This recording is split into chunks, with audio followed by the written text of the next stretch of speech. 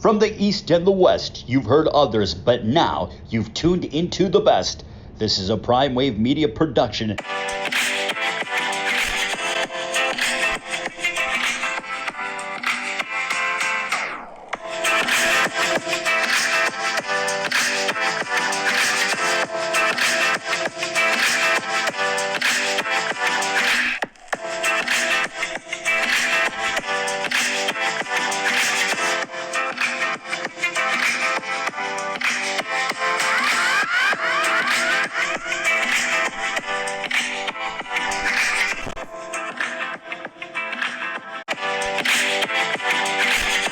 What's up, world? It's the one and only Pop DiBiase, the primetime capper. I hope everybody's feeling good, feeling great.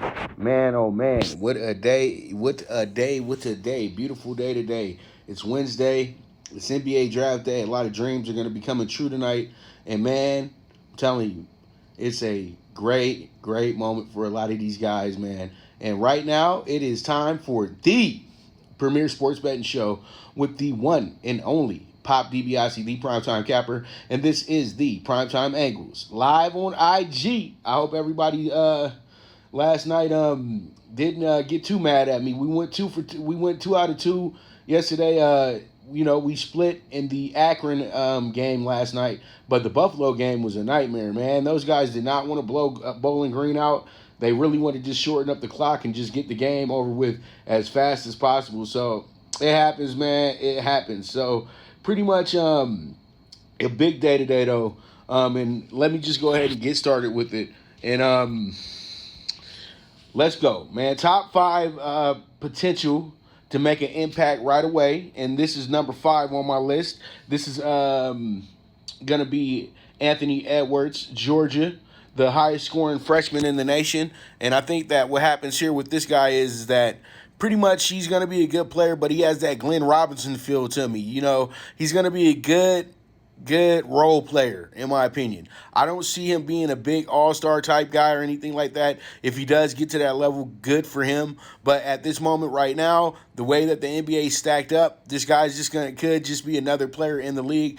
But he should make an instant impact on the team that does select him as well, too. At least most likely, it looks like he's going to be going number 1 today. And that's simply because you know what Minnesota's trying to do. Minnesota already drafted a guy who's supposed to be their future 3, Culliver out of Texas Tech. They're trying to add Edwards in as somewhat of a combo guard forward type player that can be a little bit more versatile, things of that nature. I would say for him to get a lot of time on the court this year, he doesn't have to worry about being a scorer. He has to worry about being a defender this year and being a good defender, because they're going to need his defense to get anywhere this season, in my opinion, when it comes to the Minnesota Timberwolves, if they go ahead and select him at number 1. You guys have to understand it's still a toss-up of what's going to go on here at number 1, but I'm feeling like if there's anything, they would draft him at number 1 and trade him from that spot. You know what I mean? They wouldn't just go ahead and not draft him, because it seems like all indications are saying that Edwards is going to get to the Wolves right now. And I think they're looking at it like this, that we can go ahead and pair him with D'Angelo, and this could be a good guard combo set up by, pretty much Cat, who's going to be the main attraction for that team. So there it is, man. There it is. Anthony Edwards, he's my number 5 player on impact, on potential impact. I say potential because potential is a very, very strong word. Uncle Poe got a lot of coaches fired over the years as well, too. I always think of Dick Vitale when I say that, because he used to always go crazy about one-and-doners and kids want to leave school and everything like that, and was like, man, these young kids is getting coaches fired. And I remember I could never forget when he said that. So pretty much I always just think about that when I'm looking at these one-and-doners and everything like that, because most of the time when you look at the percentage, it's very low on who makes the impact coming right out of high school, first year out of college and things like that. It's a very low number. You know what I mean? So pretty much you're hoping that these guys are going to be able to play really great basketball moving forward, but you're just going to try to get the best out of them, because we'll see. These guys got 3 years to prove themselves. All right, so Oni Enekwe, My boy from Chino Hills, this one, and see, you guys are always dogging LeVar, saying LeVar is stupid and dumb and all this silly stuff. You know how many players that he helped get to college? That's what I be saying, bro. Like, how many players did you help get to college? Seriously. So you guys can say what you want about LeVar Ball, but LeVar Ball does know something about competing and getting you to the next level. He already got Zoe to the next level. He had to pay for LiAngelo to actually get some burn, but now LiAngelo's actually getting some look at from the D League as well too. And now the prized possession, and he told us before that LaMelo was the one. That was the chosen one out the three. That Zoe was seemed to be the most mature, most complete, the nice one. And then you got LaMelo, the young, cocky kid who's just, pretty much he's going to want to play everybody one-on-one. He thinks that he's better than the whole world. And his love for the game has put him in the position now to where, pretty much he's the number one player, but we'll get to him in a moment. So Oni is a guy that grew up with LaMelo. They played on this Chino Hills team together, and when they had their issue, when LaMelo was a junior and had to leave because his dad wasn't feeling the coach, they had to reset that whole team, seriously. And then Oni became the star of the team and has done a great job. And he's a part of LeVar's little training group that they used to have in the summer times, running around the big ballers and everything like that in the AAU tournaments and things of that nature, even though later on he would play for the Compton Magic, but still, Oni is a hell of a player. I'm only saying this because I seen the kid play live, and he's a man amongst boys when he's out there playing, man.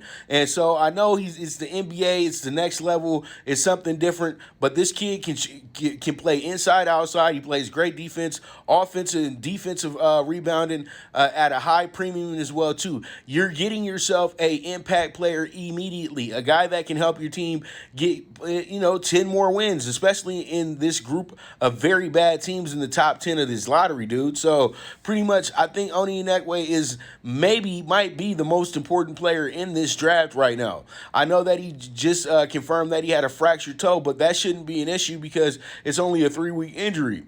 And still, but I know the NBA is starting kind of early. They started in December, but he should be fine for the regular season because I'm going to be honest with you. You shouldn't expect any of these rookies to get immediate playing time with this short of a schedule and no summer league. But you know what? It is what it is. It just all depends on how practices go. But Oni is a hell of a player.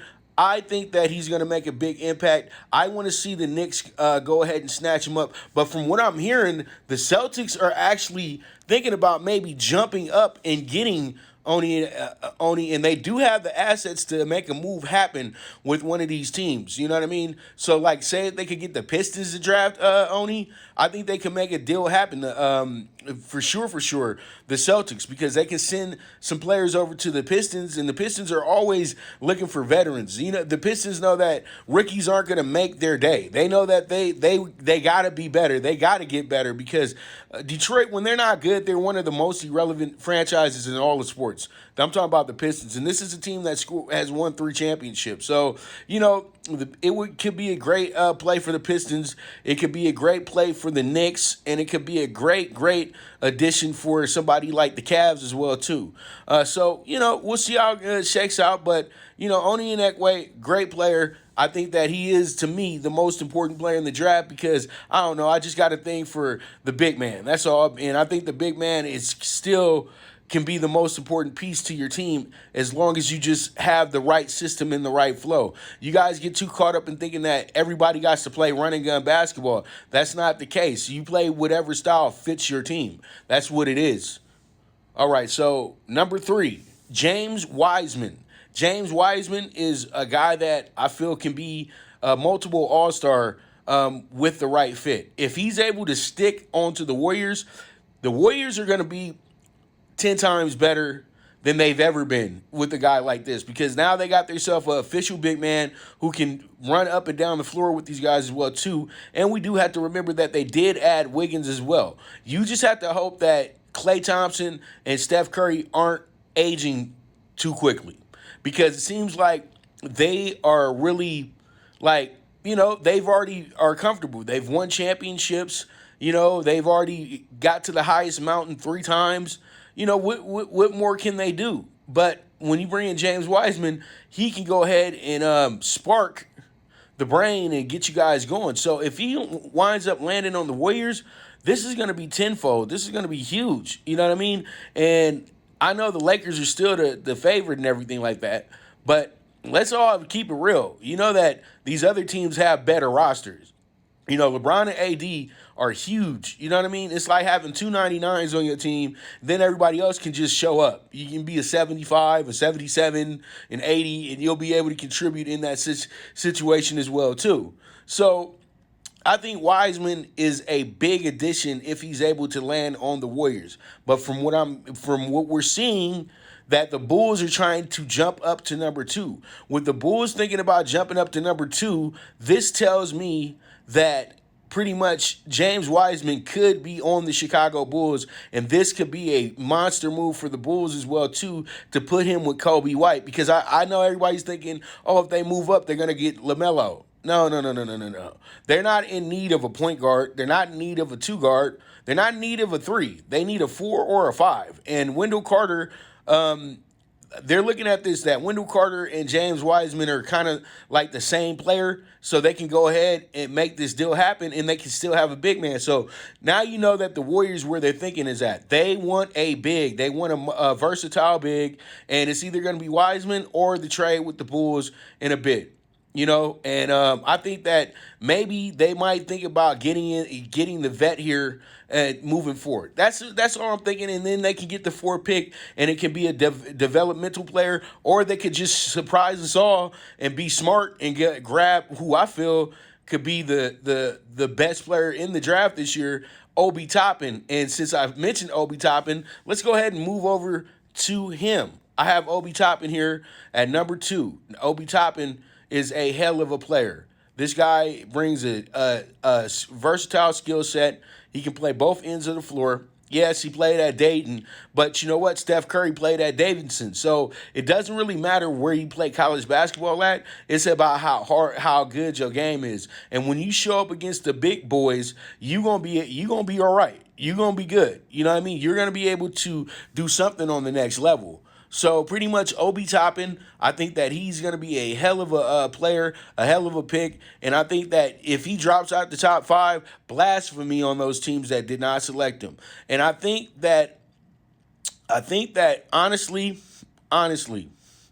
last year the A-10 was one of the better conferences in all of college basketball as well, too. So it wasn't like he was playing against a bunch of scrubs in that conference as well, too.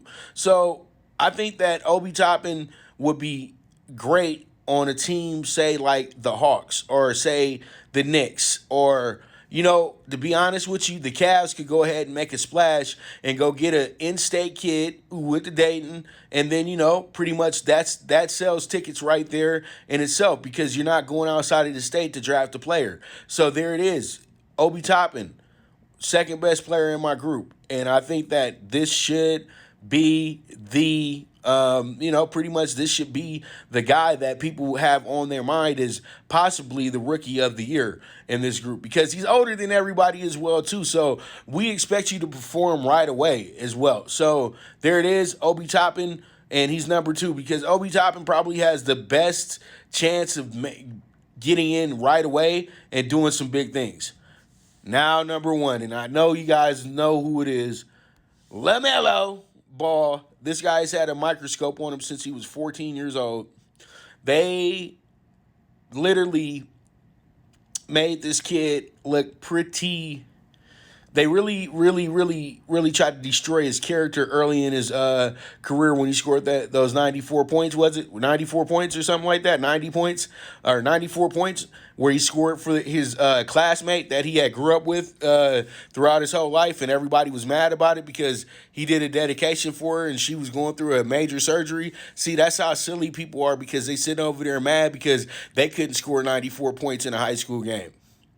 Dude, if you're capable of doing it, then go ahead and do it. Yeah, I know the points was a lot of cherry picking or something of that nature or whatever. He still got 90. They still didn't stop him. So what does it matter? The guy was filling up from half court. People were so mad about that game. But really what he showed us is that this high school stuff is pretty damn easy.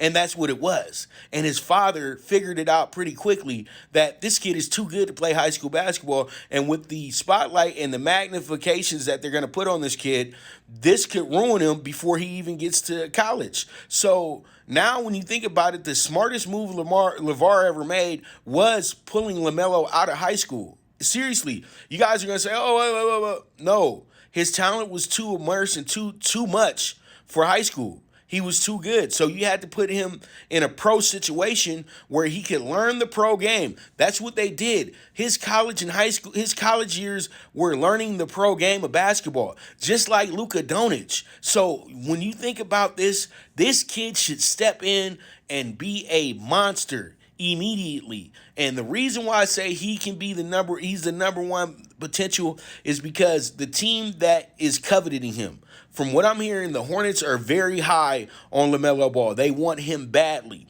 And I told you guys this before. When I did the top 10 for you guys. The reason why LaMelo and the Hornets make so much sense is the Hornets need a bona fide superstar. They haven't had a real superstar like that takes the NBA by storm since Larry Johnson. And this was in the early incarnation of the Hornets. So think about it. That's almost 30 years ago. And the Hornets need to sell tickets. You know what I mean? That team, they had heart last year.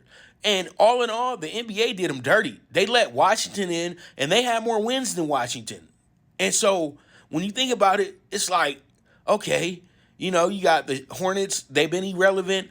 The most popular person on their team is the president, owner, Michael Jordan. Come on.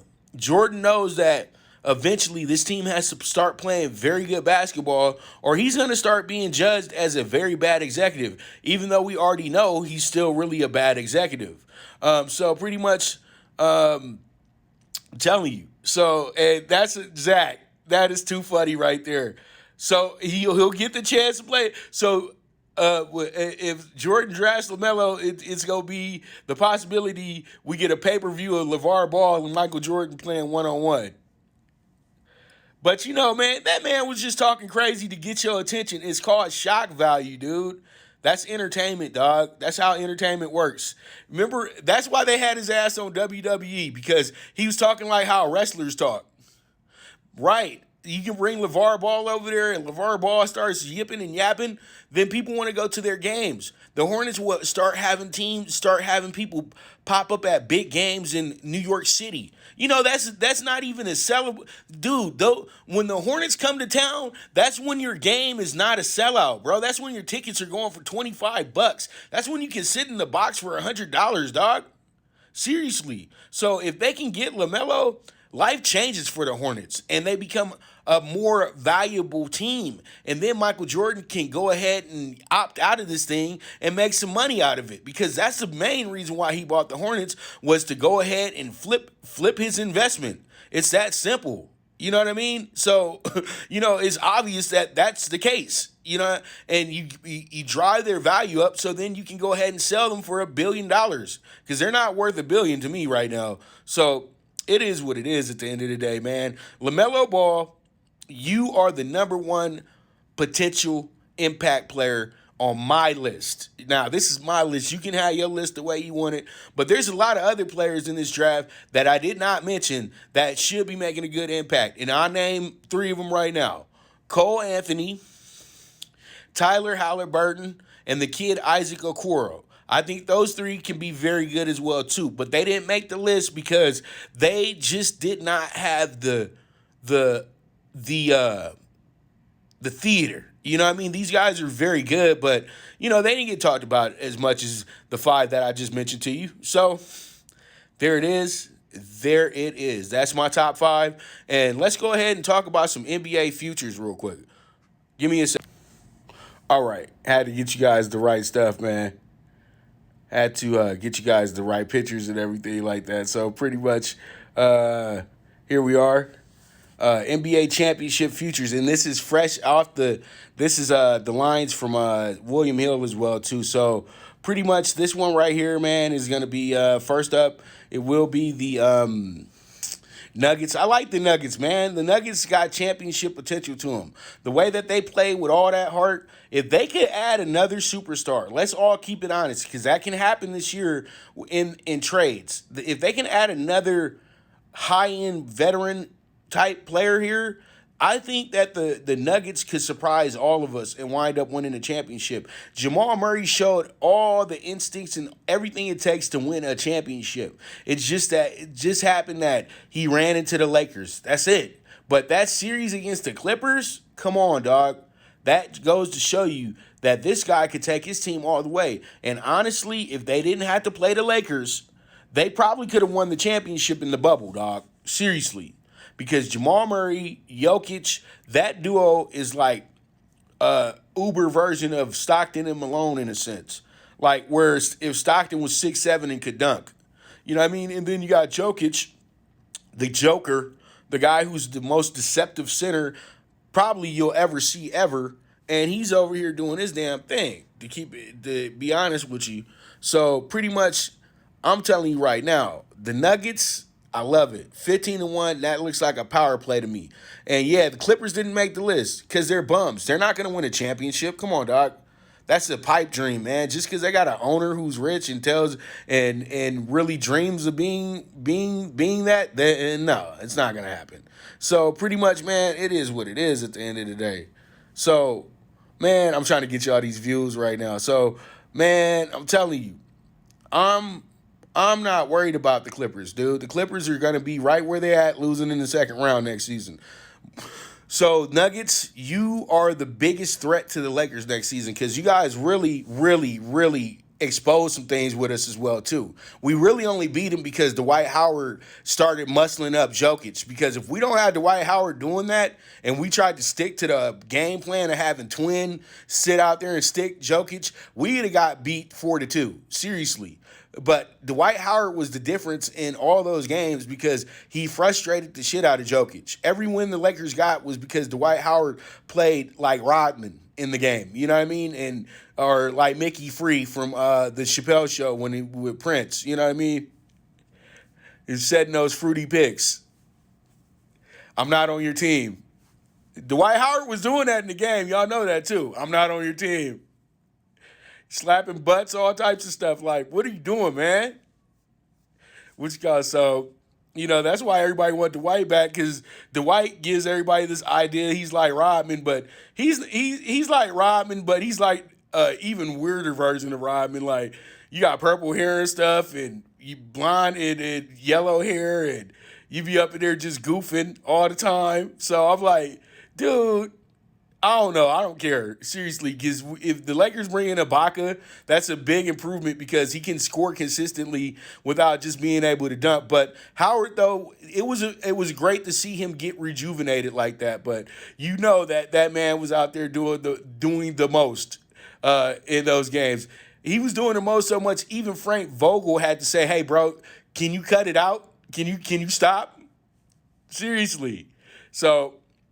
Yeah, Nuggets, I love them, though. 15-1. And then we have, damn, man. It seems like everybody in the NFL is catching this COVID thing, man. Like, you got 3 players or 2 players each damn team, dude. Damn. Every week you start thinking like, damn, it's rolling the dice. Hopefully we can get a goddamn game going Sunday. All right, so I got the Nets 12-1. And the Nets number is going to drop. I would say get it now, because the Nets number is about to drop, because I think the Harden deal goes down tonight, to be dead honest with you, bruh. Seriously, I think the deal goes down tonight. And the Nets 12-1 is money right now. It really is, because this team, if they bring in Harden and Kyrie's healthy for the whole season, KD's only going to play 75%, 70% of the season, because they're going to be having him on rest days and things of that nature. Kyrie whole ass will probably be on rest days as well too. But honestly, I think that the Nets 12-1, this will be a very, very intriguing play as well too. If I'm the Nets, honestly, I'm getting rid of Kyrie if I'm bringing in Harden, because this is what Kyrie's going to do. He's going to piss Harden off, dog. And then you're not gonna have the communication that you're actually looking for. You're not gonna have the chemistry that you're looking for. And then pretty much what you're gonna be is a 5th seed that gets bounced out in the 2nd round. KD is too good for that. KD needs a better teammate like Harden. Kyrie don't know how to, man, Kyrie gonna be out there just frustrating, thinking that he runs New York and owns Brooklyn and all that stuff. I'm the team leader. When he said that we're gonna be passing off the coaching of the team, that right there, me as a GM owner, you're off my team, bro. I didn't hire you to be the coach. I hired you to be my point guard. I hired you to be a player. I don't need you coaching my team. Seriously. Because your teammates don't like you as much as you think they do. The guys in Cleveland didn't like you. The guys in Boston didn't like you. And the guys in Brooklyn really didn't like you either.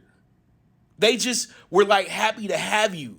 The only thing that made everything great for you was that the media of New York fell in love with you. That's the whole thing. Because they finally had somebody who was a star that's local.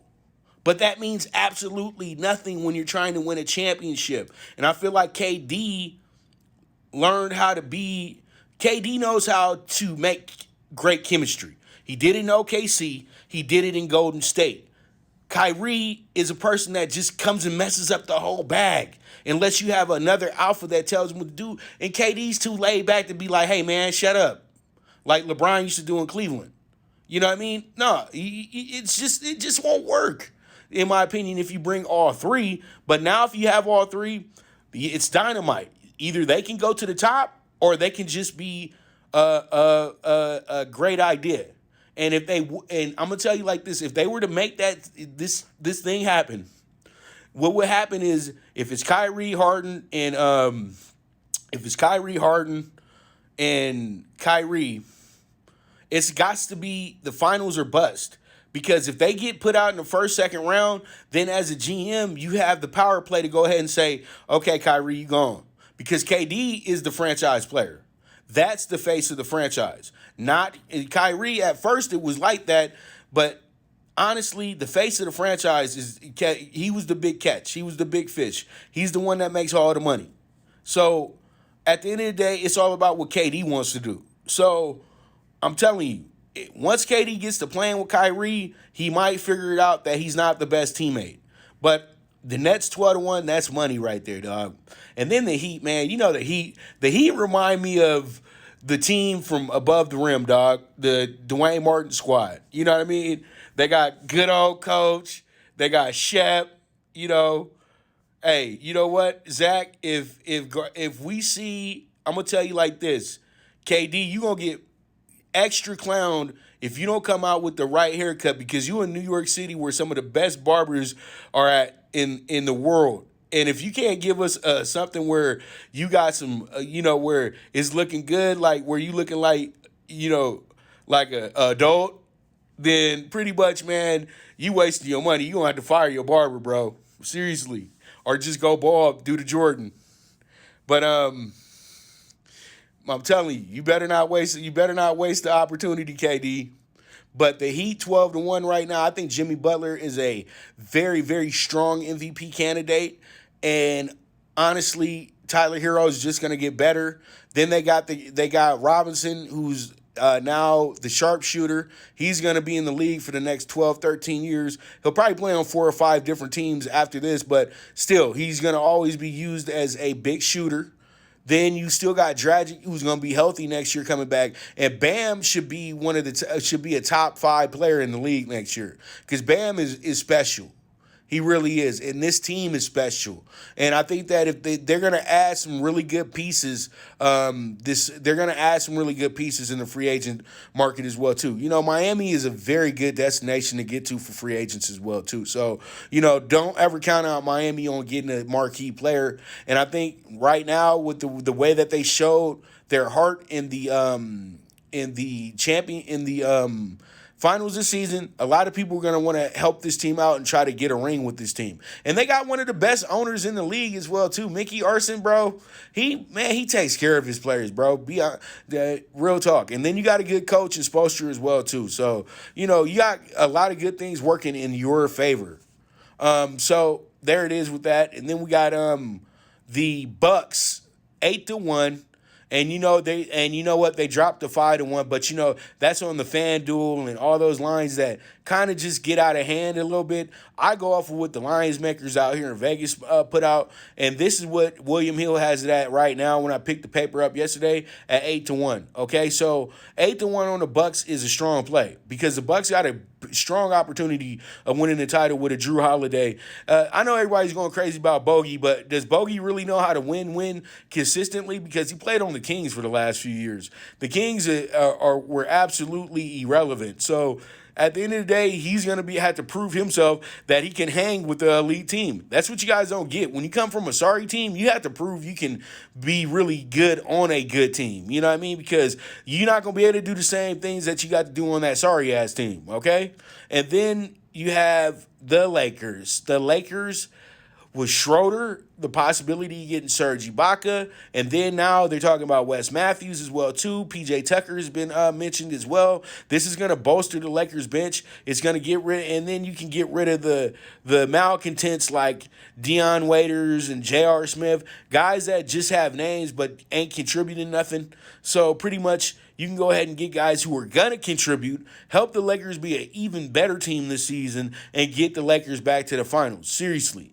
So there it is. Lakers, Bucks, Heat, Nets, Nuggets. Those are my 5 bets right there. And we going to do what we do. Yeah, hey, Zach, you know that, bro. Rodney Hood, his whole career got ruined because he went and played with LeBron. He was set for a monster payday. He was about to be $100 million man. He goes and plays with the Cavs as supposedly to be the Scottie Pippen to LeBron. Y'all, there is no Scottie Pippen for LeBron. Y'all cut that BS out.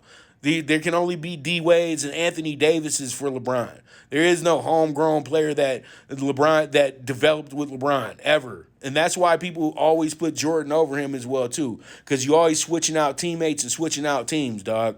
So it is what it is at the end of the day. All right, so enough NBA talk. We can do this all day long. Let's go ahead and jump into the Mac Pick 3. Mac Pick 3. All right. Under 62, Northern Illinois, Ball State. Northern Illinois is struggling this season. Ball State has been on the wrong end of the stick the last few games, but they're back at home. They played well, but they lost at home last week to Eastern Michigan. Well, did they win or did they? They won, I think. So pretty much it was a good-ass game, though. At the end of the day, it was a good game. I know I had Eastern Michigan in that spot. That's why I'm like, I know Eastern Michigan covered for sure. So pretty much Ball State, pretty good. I think it's going to go under 62 tonight. I think NIU is going to be much better than they've been the last 2 weeks of the season. This is a better matchup for them tonight, in my opinion. So, yeah, they did lose by 7, bro. Because you got to understand, they were up 21-7, and then they kind of just choked it off after that. But we made some good money on EMU that night because we had them covering anyway. But I put out the money line for them, so I was talking about for us. You know what I mean? So pretty much, yeah, +7 on EMU tonight. I like EMU tonight. I think that they take care of their business. They could possibly win this game as well, too. Toledo is vulnerable all the time. Just know that, okay? They're always going to be vulnerable. And, EMU as a +7, eat it up. Eat it up. That's something that you can work with. And they're at home tonight as well, too. So they're going to play different. They're going to play better. And, this could be a possible money line bet for you as well, too, tonight. So, look at it in that accord as well, too. So it is what it is at the end of the day. So +7 EMU, there it is. And then we got the over 58.5 Western Michigan CMU. This one is going to be a big rivalry game right here. But I think Western Michigan probably has the most moxie and the most, they probably the most well-built team because their old coach did not leave them in a bad position at all. You know what I mean? A few years back, this team was actually playing on New Year's Day. You know, and that was a big accomplishment for a little school like Western Michigan. You know what I mean? So pretty much I do like this game a lot tonight. Over 58.5. These two teams are very good. The spread is right on the money as well, too. And I do think that this can be a very, very, very good game tonight. And it can wind up going exactly the way that we need it to go tonight as well, too. You know what I mean? Because, you know, in the MAC gets silly. Because when you think the game is going to be a big over game, they wind up going under by 2 points. And then when you think it's going to be a big under game, they wind up scoring 100 points like they did last night with Akron and Kent State. So you never know with this unpredictable conference. But there it is, though. That's the MAC pick 3, 6-1. And let's see how it shakes out. And don't trip. I'm going to go ahead and give you guys the I'm going to go ahead and maybe later, if I have enough time, I'll show you guys exactly how much the money line is right now. But I know you guys can see it as well, too. So pretty much that's our MAC pick 3, 6-1. And we go from there. All right. So we move on, and we go to Florida for horse racing today. I'm about to get down in the book in a moment and bet up all these horses right here that I just put out for you guys. Race 4 best value is going to be a horse by the name of Money Song. Money Song looks pretty good to me. 5-1 on the morning line. Should be bet down to about 7-2. And I think that this can be some money right here. So I like Money Song. This is a great hunch play for me as well, too. Let's go ahead and get it, baby. We out here in Miami. We out here at Miami Gardens, I think. That's where it is. Because Gulfstream's in Hollandale. This is in Miami Gardens. This is close to the stadium out there, close to where the Marlins play at. And honestly, if I got any of my Florida people in here from Miami, y'all know Marlins Park is dope. Seriously, I went up there. I was there for the Super Bowl opening night, dude, and that is off the hook. Marlins Park. I can't wait to watch a baseball game up in there, dude. Seriously. All right, so we got plus 200 on Eastern Michigan tonight. Eat it up, eat it up, eat it up. Telling you, get it. And then we have race 6 tonight. Key horse, Grand Amoro. Grand Amoro should be good. 4, 6, 2, 7. And this should be a good one as well, too. I think that we should box it up. We can make some money out of this deal as well. And then we have ourselves race 8 with Reno Animox. Reno Animox, I think this horse should run big for us today. We're going to pair it up with the 9-1-2-4. And I think this should be a good one for us as well, too. Then at the end of the night, we'll go ahead and do the late pick 4, races 5 through 8, not races 7 through 10, races 5 through 8. And we're going to have leg 1 all, leg 2, 2, 4, 6, 9, leg 3, 3, 6, 7, leg 4, 9, okay? And this is going to be a $36 investment, and that is going to be our picks today at Gulfstream Park West. And if you guys are in Florida right now, it might be too bad. I think you guys can go to the track right now. I know in Cali you can't, but I think in Florida you can kind of do whatever you want right now. So it is what it is. If you got time, hit the track today. Go make you some money. All right, man, so beautiful stuff today. It's gonna be a busy day for your boy as well too. In a moment, we're gonna film another episode of Big Wave Boxing, and this is gonna feature Ring magazine writer and reporter Ryan O'Hara. And so you guys be ready. That it's gonna drop Friday for you guys as well too. So Big Wave Boxing on the way today, and we should have a pretty good show talking about Canelo's latest fight with Callum Smith, and talking about the upcoming fight with Spence and Garcia as well too, and just the politics of boxing right now as well. So it is what it is, man. And pretty much this is the premier sports betting show with the one and only Pop DiBiase, the Primetime Capper, and this is the Primetime Angles live on IG, and I am gone.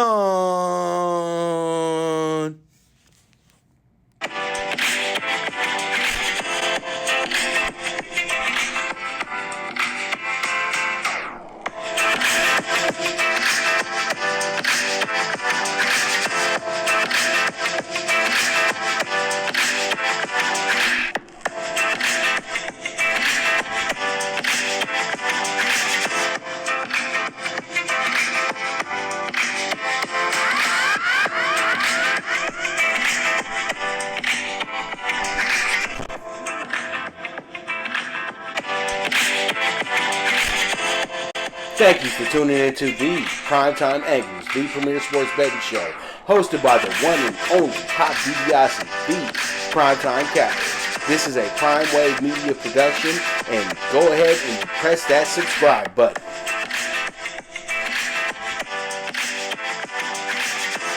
From the East and the West, you've heard others, but now you've tuned into the best. This is a PrimeWave media production.